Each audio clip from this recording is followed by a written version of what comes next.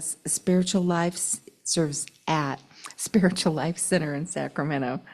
She loves connecting through talks, group meditations, and remembering our ever-present connection to stillness. She has facilitated many book groups that focus on oneness teachings from unity and other faith traditions, the teachings that point us inward to that stillness that lives in each one of us. Her passion is reminding people of who they really are, connecting at that place of presence and remembering together. And I'd like to introduce Janee Marth. Janee.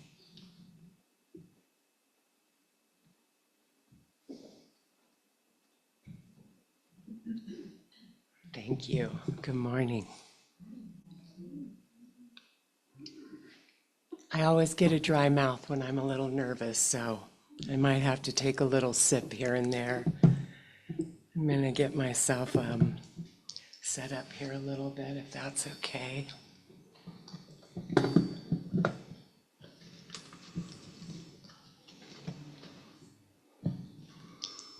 I haven't decided whether I'm going to hold this or try to leave it there, so let's see how we do. Good morning. It's really great to be with you today. Thank you for inviting me. I had the most lovely drive up here. It was absolutely amazing. And when I got here, the folks were talking about what a paradise this is, and truly, truly. So I wanted to talk to you today about leading with presence. It's something that I've been conscious of and practicing, and especially during these tumultuous times in our country right now. I've found that when I'm leading with presence, it takes some of the charge out of those difficult situations that are happening right now. I'm more clear and calm and able to know how to move in the moment. When we're going through life and there's a lot going on, the surrender of our personal self to presence is transformational. Letting presence lead is transformational for our hearts and our lives and for all of those around us and all of those that we interact with. When we say things like, I'll just let go, give it to God, or I'm just going to let Jesus take the wheel. And sometimes we say these things only after we've exhausted everything that we personally know how to do. Surrendering isn't a weakness. Excuse me. It isn't giving up. It's how we realize that our real strength is in spirit. To let go and let God, to let Jesus take the wheel, is where our power lies, in surrender. The surrender of our personal self to presence, to love, to our God self, our Christ self within, whatever it is that you call that divinity that lives as you. And surrender isn't an intellectual thing. I love when people say, and I've said it too, well, you're just going to have to let that go. Well, I know for me that if I could, I would. I would have a long time ago. And sometimes we want to let go, but it feels like it has a hold on us. So we have to keep bringing it to presence, because we can't just say, Spirit, take the wheel, and then keep holding on. When we don't let go, we don't leave any space for God. We don't leave any space for God to enter, for God to lead. Surrender is an experience of really letting go and trusting that we can let go. And we build that trust as we let go into love and we understand what we're letting go to, what we're surrendering to. Early in my Unity days, I attended a regional Unity training, and back then it was called CEP West. And one of the classes that I took was Charles Fillmore's Jesus Christ Heals.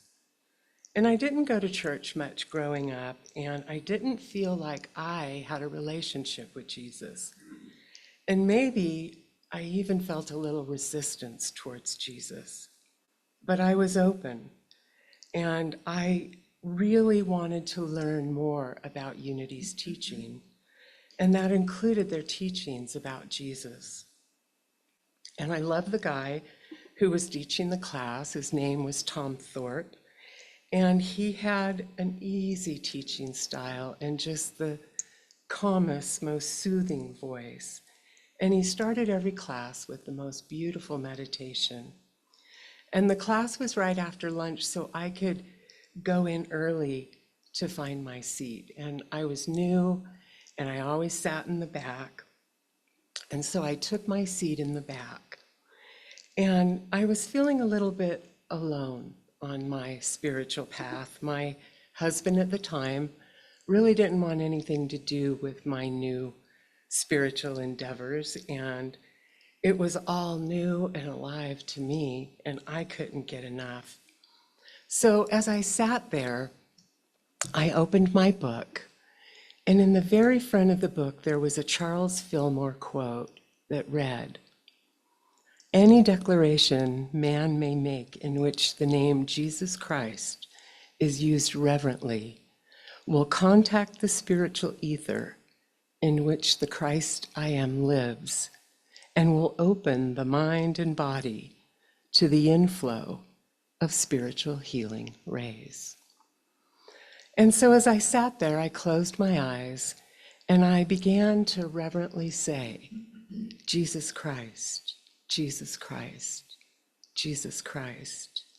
And as I'm doing this, Tom came in and he immediately started his meditation, which was soft and smooth.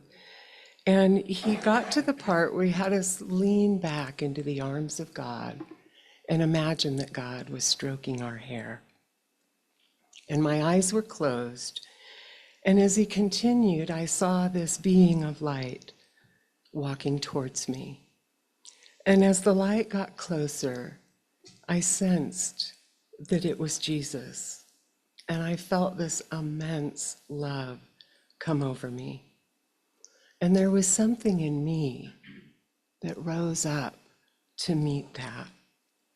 And the message that I got was, you are never alone. And I had a visceral experience of that. I'm never alone. This presence that is always with us, always, is what we're surrendering to.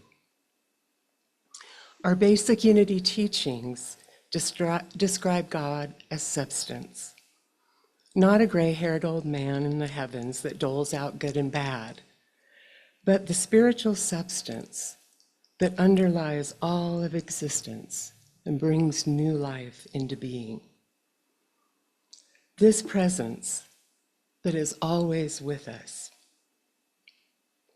It was Eric Butterworth who said, "The whole of God is present at every point in space at the same time." The whole of God is present at every point in space at the same time. God is everywhere present. And this quote reminded me of a story that I heard years ago when I took the 4T.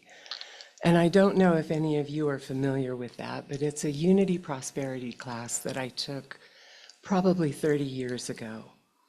And it was created and narrated by Stretton Smith. And in that class, he told a story about some little fish in the Monterey Bay. And these 3 little fish were going to fish school. And one day, their professor told them about water. And he told them that water was present at every point in space at the same time. So after school that day, the 3 little fish were talking about and wondering where the water really was. And one of the little fish understood the concept. The other two fish said with excitement, "Let's go find the water." So they swam the seven seas, and finally, years later, they returned to Monterey Bay, old and decrepit, impoverished, and home to die. They looked at their old fish school chum, who was still looking young, who had a whole string of condominiums in the reef, a fine family with several generations of grand fish. And the two fish asked, "How did you ever find the water?" And the question that Stretton Smith asked us was, in your understanding, have you found substance? Some years later, I was reading The Holographic Universe, and they spoke of empty space and the energy that's contained within this empty space. And I thought about this story with the little fish swimming in the ocean, and I thought, what if the empty space that I'm immersed in is God? And so I love to think of God as the empty space that we're all immersed in, that we live and move and have our being in.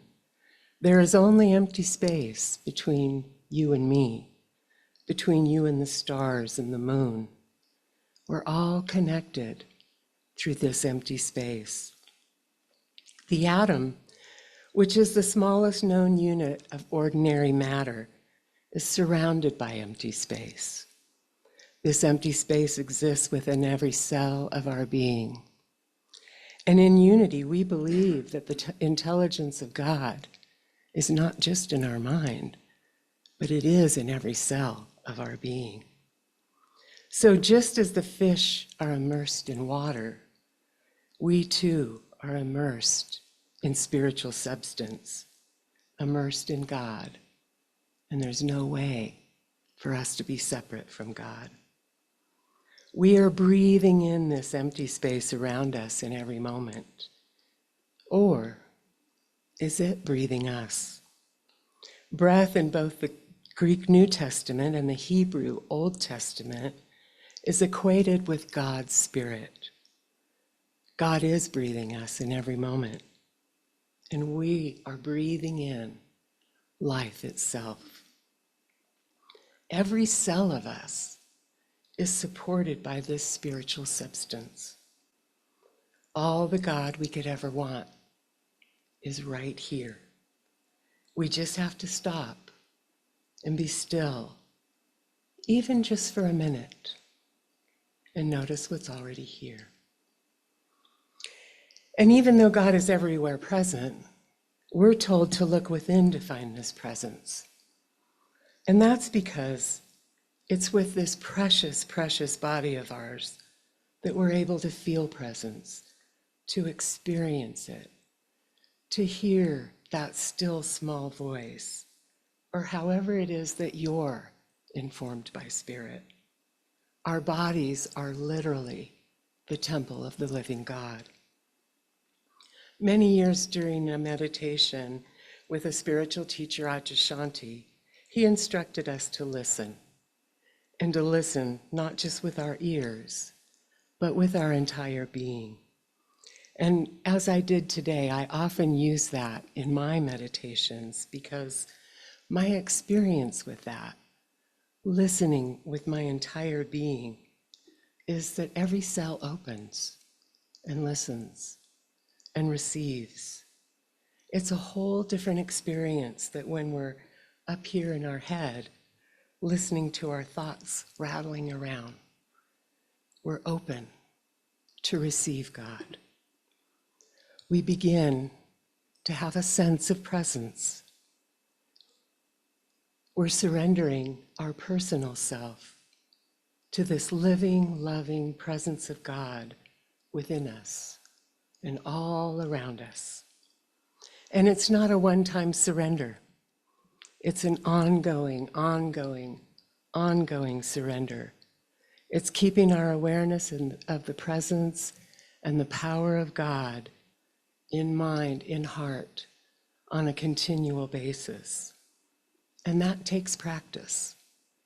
Awareness takes practice. Being aware of our spiritual self takes practice, and also being aware of our personal self and how it can take the lead over our spiritual self so quickly that sometimes we don't even realize it. And then we're back up here in our minds and always not as productive as when we're centered. Our attention is naturally drawn to sound. If there's a loud noise out anywhere, we are just naturally attracted to that noise. And it's the same on the inside. And what's noisy on the inside? Our thoughts. Our attention is naturally drawn to thoughts instead of this quiet, subtle presence that we are. And so it takes practice. And I'm really blessed that I have time for a daily practice, time to be still and to rest in the silence. And I facilitate a Power of Silence group at Spiritual Life Center every Thursday night. And after a short meditation, we spend 45 minutes in the silence together, practicing the presence. And even in retirement with my busy life, I have time. I make time to be still. But that hasn't always been the case. Those many years ago when I was taking that 4T class, I wasn't super aware of presence. I had glimpses. And I often tell this story about when I was brand new to spirituality, and I got tickets to go see Deepak Chopra. And he was speaking on his new book at the time, Ageless Body, Timeless Mind, and he made a statement that we find God in the gap between our thoughts. And I distinctly remember thinking, gap? What gap? Back then, it was just solid thoughts. But there are gaps now, and that gap is easier to access. And I rest there comfortably for long periods, but it's taken practice. When I embarked on this path and started taking spiritual classes, I took a class. I really wanted to be more aware. And a class that I was taking had this recommendation that every hour you just stop and be present. Just take a minute, just a minute to be present. And it seemed simple enough, and I thought, oh, I'm doing that. And at the time, I was working full time, I was a wife and a mom, and I'm telling you, there would be hours that would go by, and I hadn't even thought about pausing or being present.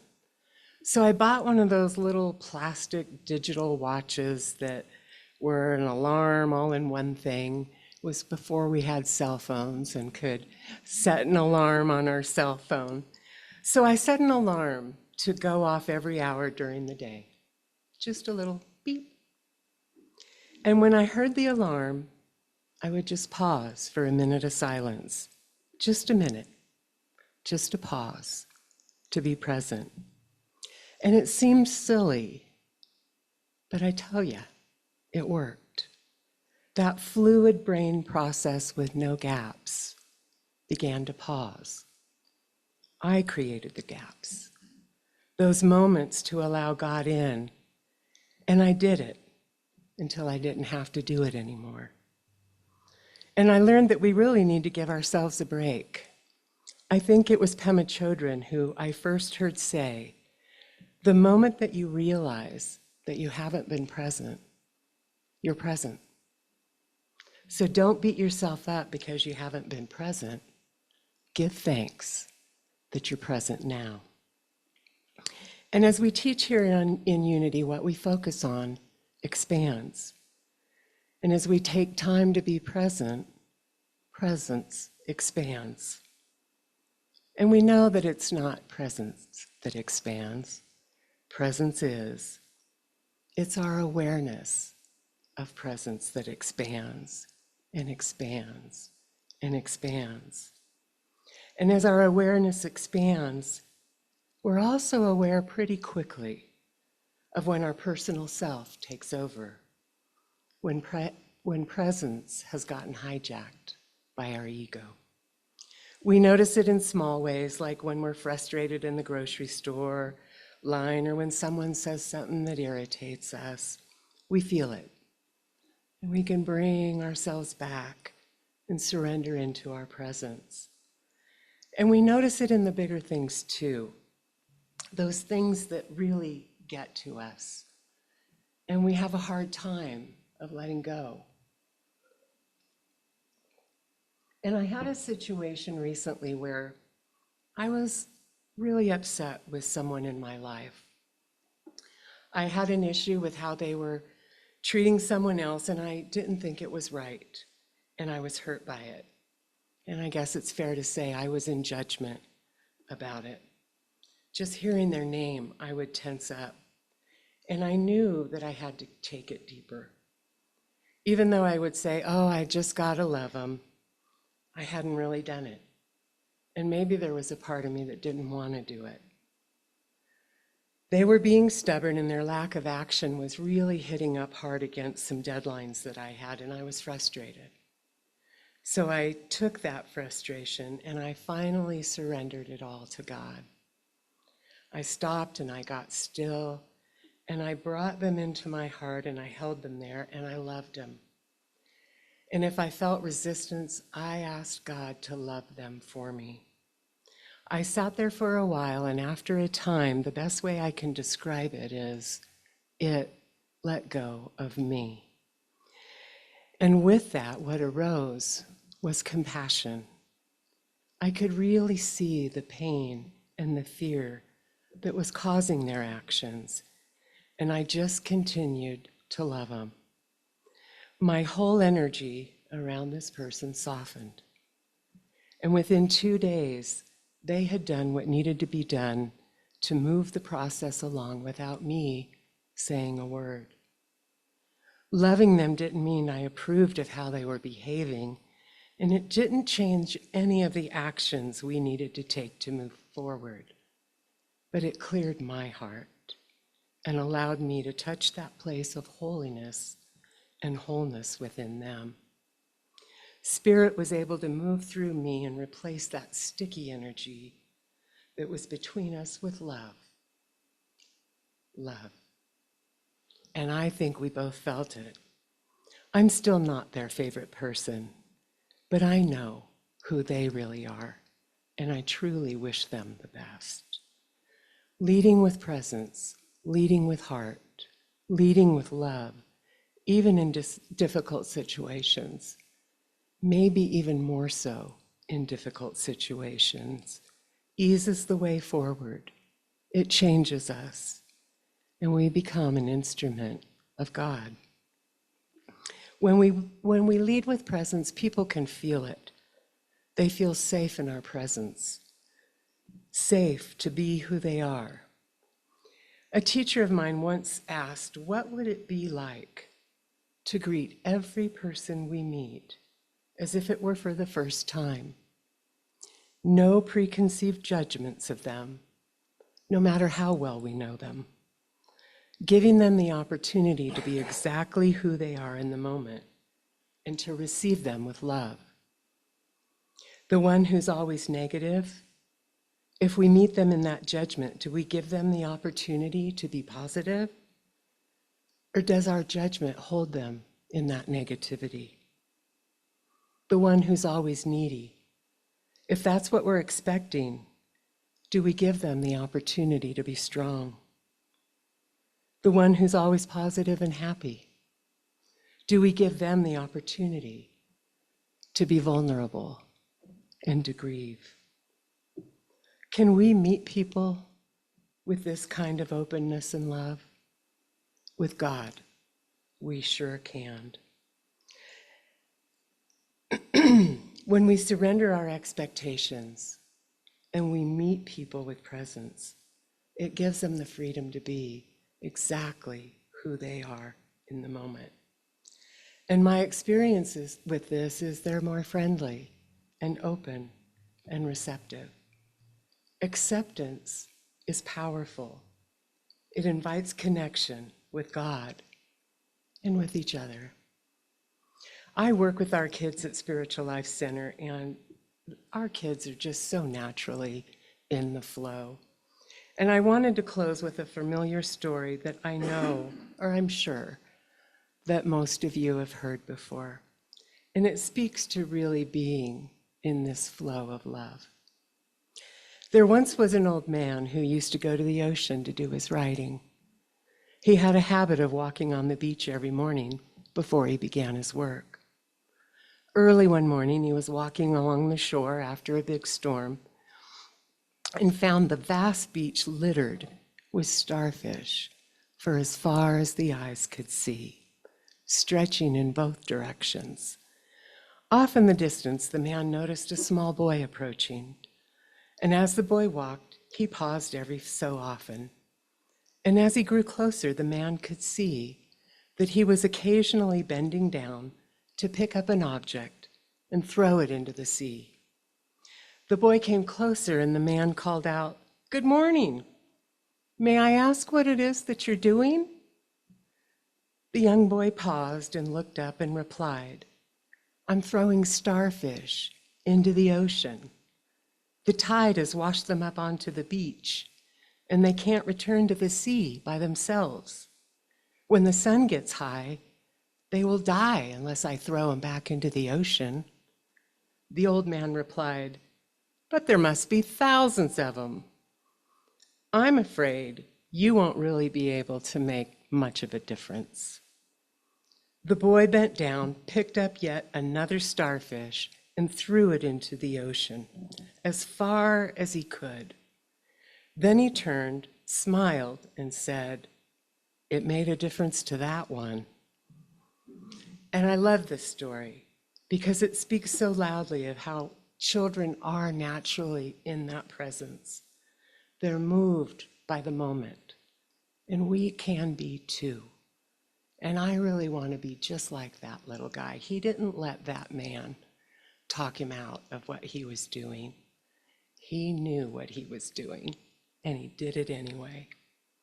Surrendering to the namaste, the divine in me greets the divine in you as a way of life. It's with sincerity that I say the world needs you. It needs all of us.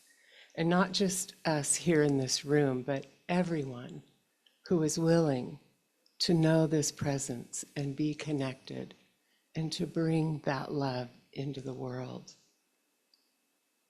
It's our time to really, really love with all that we are. When we lead with presence,